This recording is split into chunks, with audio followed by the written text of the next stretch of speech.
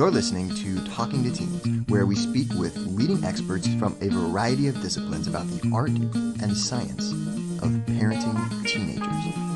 I'm your host, Andy Earle, creator of the Teenage Personality Quiz. Head to talkingtoteens.com for a free PDF explaining how your teenager thinks.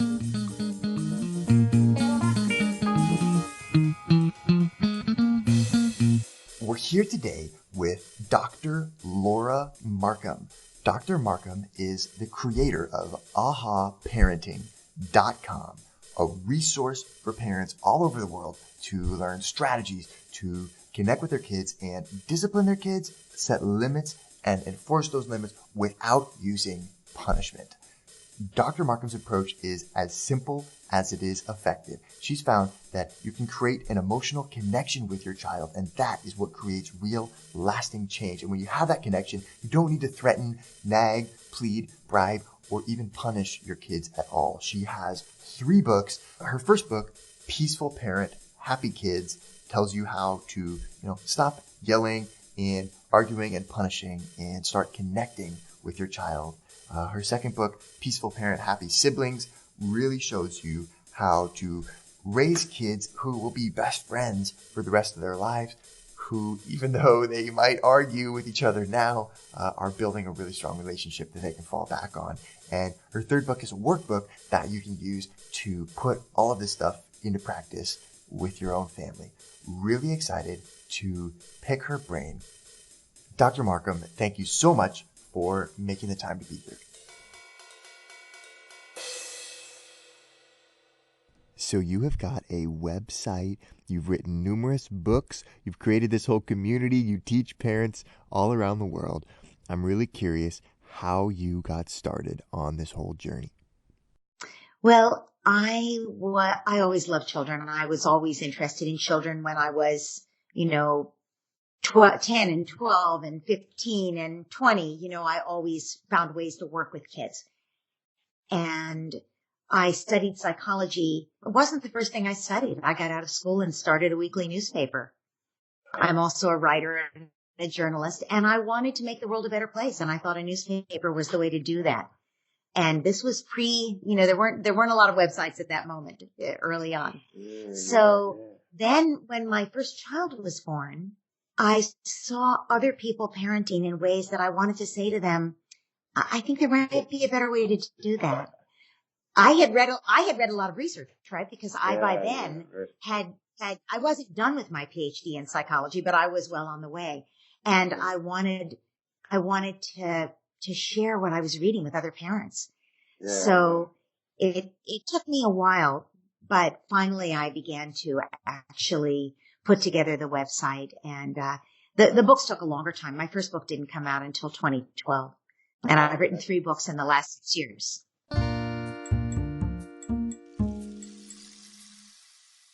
After all this time, creating your website, getting your PhD, working with parents all over the world, then finally, what prompted you to write it all down in this book?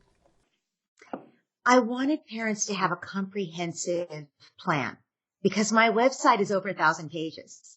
So when you go to the website, you could get overwhelmed. You could be like, well, wait a minute. Where do I read first? What do I do next? Yeah, where do I start? This book puts it in an easy to read format. So parents read, the first section is not very long, but it's the most important thing parents can know, which is they have to work on themselves. They have to regulate their own emotions, right? It is, without that, you can't be the parent you want to be, right? So that's part 1.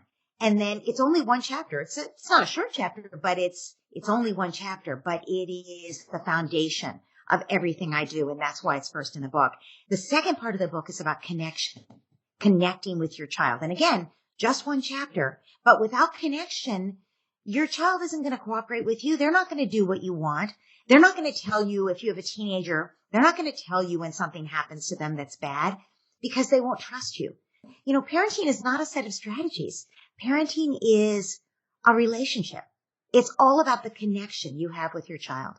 So that's the second part of the book. And I wanted to lay those 2 foundational pieces out for parents in a very easy to absorb format with real suggestions. Like, how do you build a stronger deeper, sweeter relationship with your child? What are the things you should actually do every day? So that's what I wanted to do the book, to put in the book. And then the third part is longer. The third section is 3 whole chapters, but it's all about how you coach your child to be their best self. You know, in a caring relationship where you respect the other person, there's no reason to punish. And when parents start to regulate themselves so they're not flying off the handle, when they start to connect with their child, when they start to respect their child, what ends up happening is they find that they don't need to punish anymore. Now, kids will still need guidance. Kids will still need support to work through their big emotions. And that's what the third section of the book is, how to give that guidance in a loving way that's still effective, that's firm, and how to help kids with their big emotions so that they don't need to act out.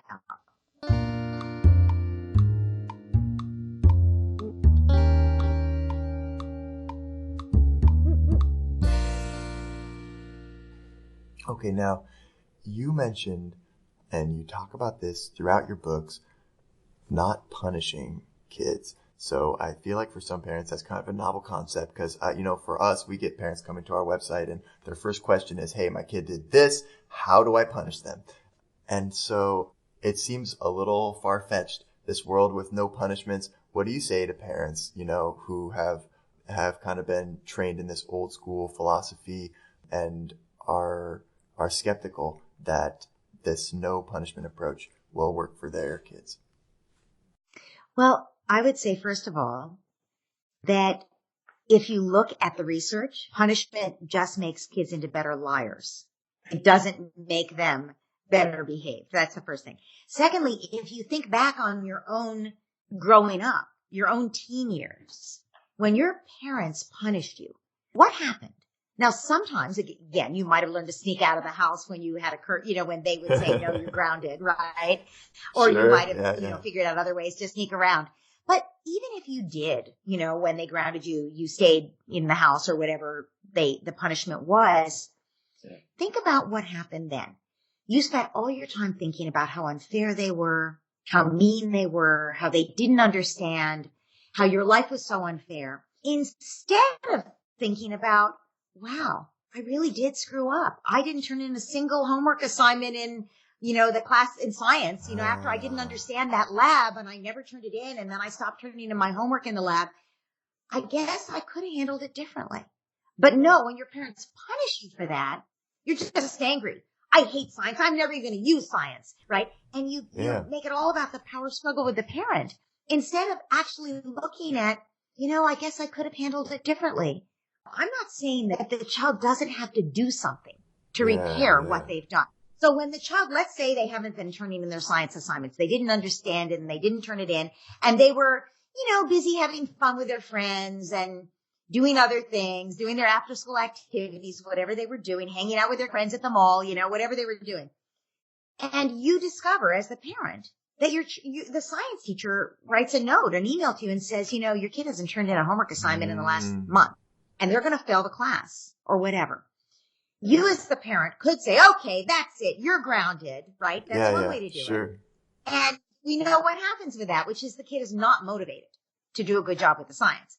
Or you can sit down with your kid and say, wow, teacher tells me you haven't turned anything in. What's going on? And now your kid might come up with all kinds of, well, it was this or it was that, or I had too much history to do or whatever. They might make up stuff. It might not even be true. Or they might have a real reason, right? There might be a reason. They're so stressed out. They're trying to do their study for their SAT test, whatever is going on, right? Or they had to, maybe you have 4 kids in your family and they're the one who babysits when you work your second job. Maybe they actually don't have time. I mean, there are all kinds of reasons your kid might be doing this. Some of them are good reasons. Some of them are bad reasons, but whatever. So you listen. The first thing you're doing is you're extending the respect that you would want extended to you, that anyone would want in that situation. So you're already, the teenager is already saying, well, mom or dad is listening to me. You're saying, wow, so you really felt like you didn't have time. Wow, that does feel like a lot of pressure for you. I hear you, hon. And then you say, and you have to catch up in science. Schoolwork comes first. It comes before hanging out with your friends. It comes before basketball. Homework comes first. So we need a plan to get your schoolwork together. I'll try to do some this weekend. Hon, that's not a plan. That's not good enough for me. You need to do some repair work. And hon, maybe there's some more repair work. Like, I've been asking you about homework and you've been telling me you had everything handled. And so now my trust in you is a little bit frayed here. So we need a plan that we both agree to. I want it in writing, and I'm willing to give you whatever support you need. If you need me to hire a babysitter for the little ones so that you can stay at the library after school or go to the teacher's office hours and get extra help from the teacher on that lab you didn't understand or whatever, I'll hire the babysitter for the little ones, whatever we need to do. But we need to make an agreement in writing about what we're each going to do in order for you to get to complete your homework assignments and get your work in. And your kid might say, no, that'll be too much work. I can't do that. Homework comes first. I hear you. It's going to feel like a lot. It would have been a lot better to space it out over the last month. Not leave it all till now. It's true. You're going to be working like crazy to catch up. I sympathize. I'll be making you snacks, but it's your job to get the work done. Right? So you're not blaming. You're not shaming. You're not even criticizing. You're not even saying, I told you so. You're not even saying, why did you lie to me? Although you are saying the result of you telling me you had it under control and you don't is that I don't really, our trust is a little bit frayed here. And I need a written agreement. So we need some repair work on our relationship here. We need something written down that I see you having a plan and coming through and doing what you told me you would do.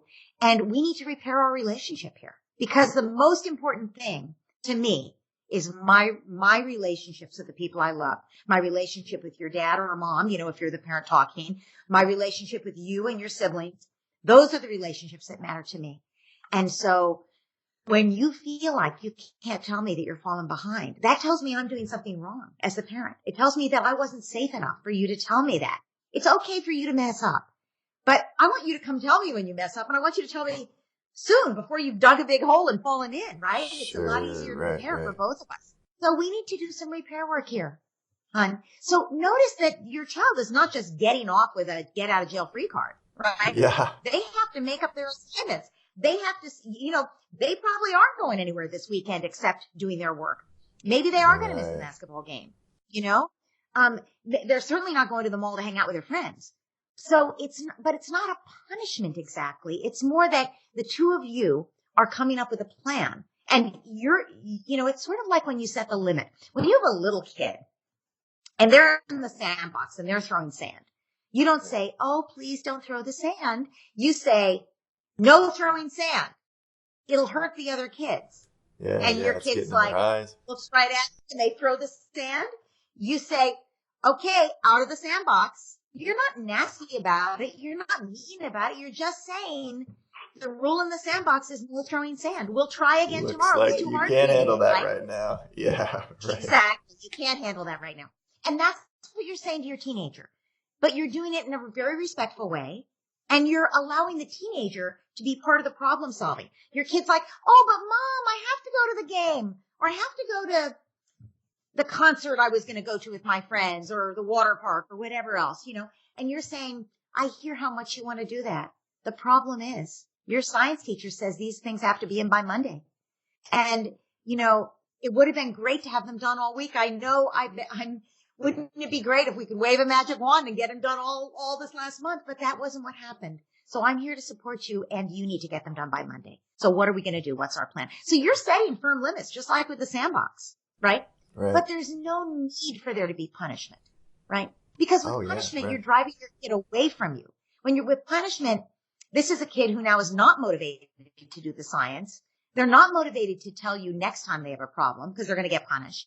They're not motivated to tell you if something else, heaven forbid, happens, like one of their kids, their friends threaten suicide, or somebody touches them inappropriately, or somebody offers them drugs or alcohol at a party. The things that you hope they would come home and talk to you about, they're not going to talk to you about if you punish them. I don't mean about that. I mean about anything. If you punish them about anything, you've just shut the door. on being able to hear when something important goes down in their life.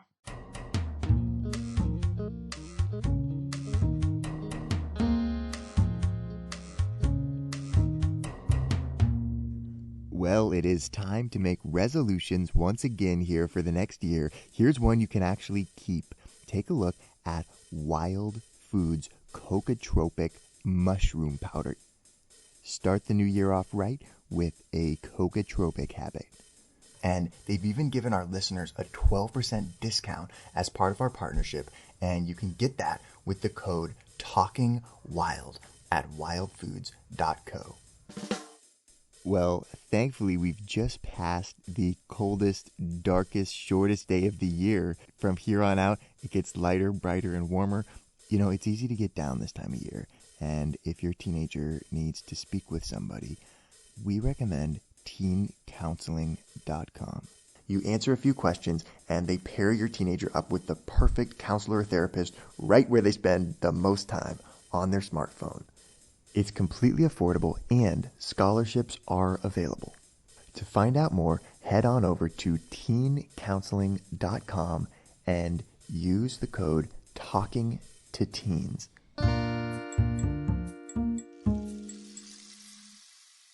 Early on in your book here, Peaceful Parent, Happy Kids, you talk about if you've been kind of yelling at your kid and punishing your kid, how do you stop? And I was really drawn to this section because, you know, we talk about teenagers a lot here. So that's like a deep hole, you know. I mean, if you've been really punitive and, you know, the way that you have known to get your kid to behave is by punishing them. And now you got a teenager, it seems like it's kind of hard to transition at that point to this more positive approach that you're talking about here. So what are some, I mean, do we baby step towards it, or kind of what are the steps that we need to do to kind of work towards that?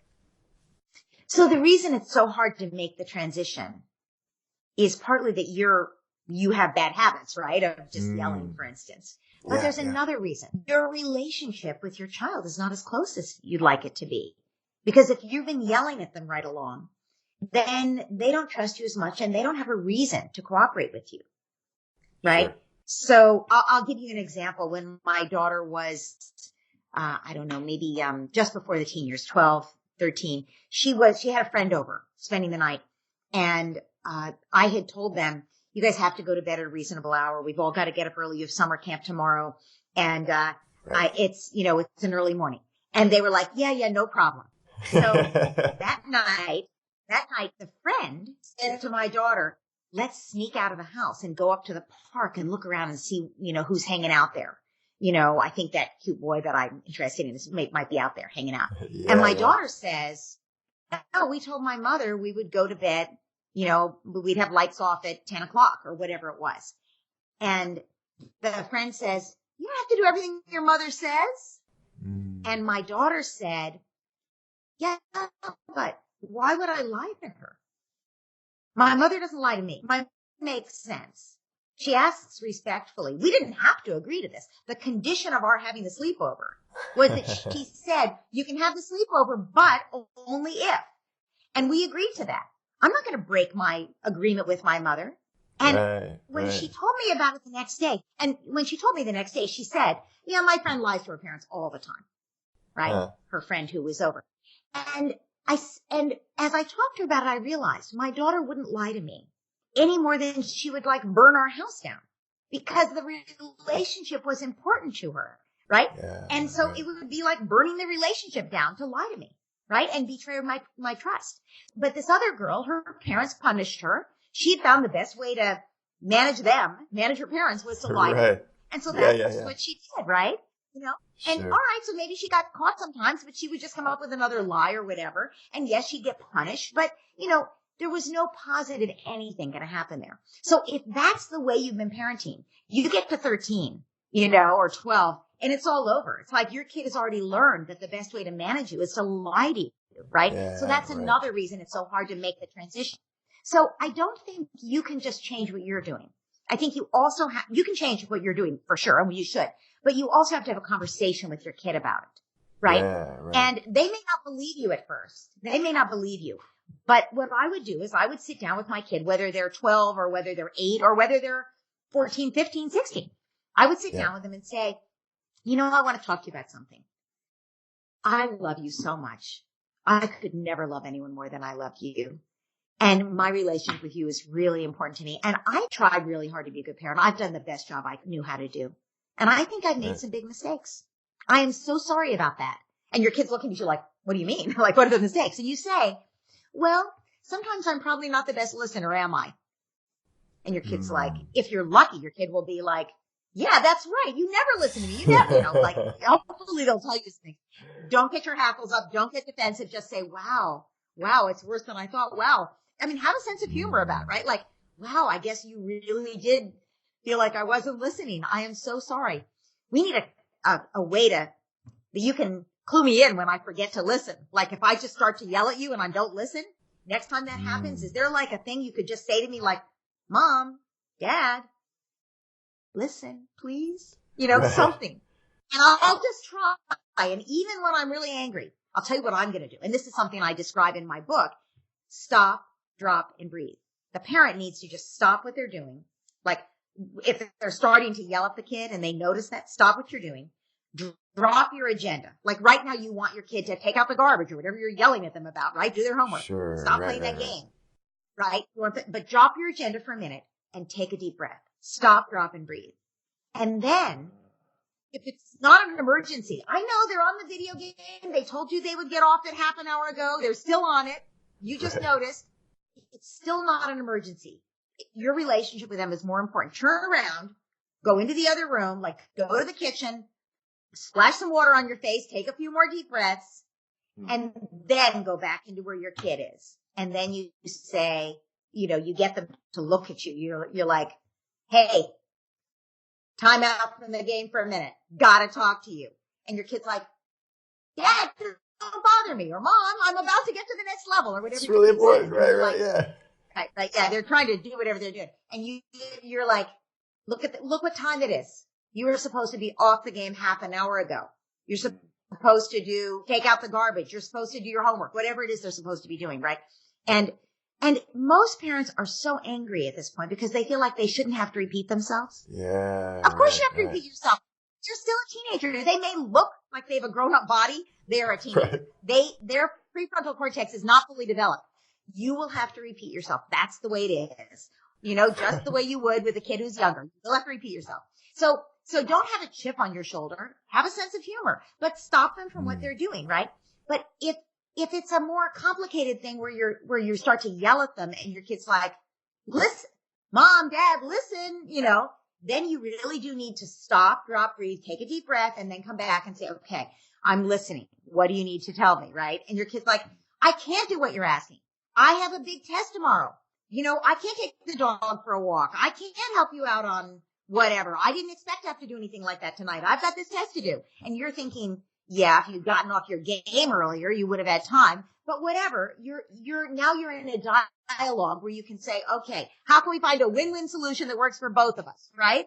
And the reason to have this conversation with your kid to begin with is so you can start to ease into better ways of doing things, where you can start to work as a team, where your kid can say to you, Mom, Dad, listen to me, stop yelling for a minute, And you can also go further. You can say, so do you think you learn something when I punish you? Like when I ground you or when I take away your phone or whatever, your privileges?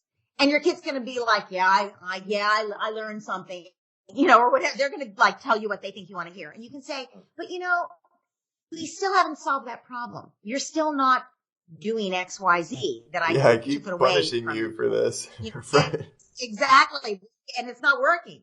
And you can say, so I don't want to just keep punishing you. I want you to think for yourself. I want you to have the self-discipline to manage yourself so that when you come home from school, you start your homework, even though I'm not home from work or whatever it is. Right. So maybe we need a better solution, and you can actually do a whole problem solving, discussion with them, but it has to start with you listening and with you not yelling. That's where it has to start. And I wouldn't start the conversation by saying, okay, I've been told punishing's wrong. I'm going to stop punishing you. That doesn't help. What you do start the conversation by saying is, I did the best job I could. And now I want to grow as a parent, right? And I'm willing to do some things differently. I want to listen more. I want a better relationship. Because remember, it's only the relationship that gets your kid to do what you want. If you're working and you don't get home till 7 every night, your kid gets home at 4:30 and they're just playing video games until you come in the door and they haven't started their homework and they haven't done anything else, that's not going to change. Right. If you just say, okay, I won't punish you anymore. If I won't use a threat, you have to first work on the relationship so that they feel like that matters to them more. It's like the story about my daughter and her friend. The relationship has to matter to them. We're here with Dr. Laura Markham talking about her books, Peaceful Parent, Happy Kids, and Peaceful Parent, Happy Siblings. And we're not done yet. Here's a look at what's coming up in the second half of the show. Well, I think one really important message to give to young people, starting when they're very little, but certainly right through their 20s, is that they can do things because they enjoy them. Well, I think the first thing is to not overreact to things. And, parents often say, but I can't let him yell at me like that. And I agree. You're not allowing your teenager to yell at you, for instance. On the other hand, if you haven't been listening, then they may feel like unless they yell, you won't know how serious they are about this. Here's a really important line. You can tell your sister what you need without attacking her. Want to hear the full interview? Sign up for a subscription today. You get unlimited access to all the interviews I've conducted. It's completely affordable, and your subscription helps support the work we do here at Talking to Teens. Thanks for listening. I'll see you next time.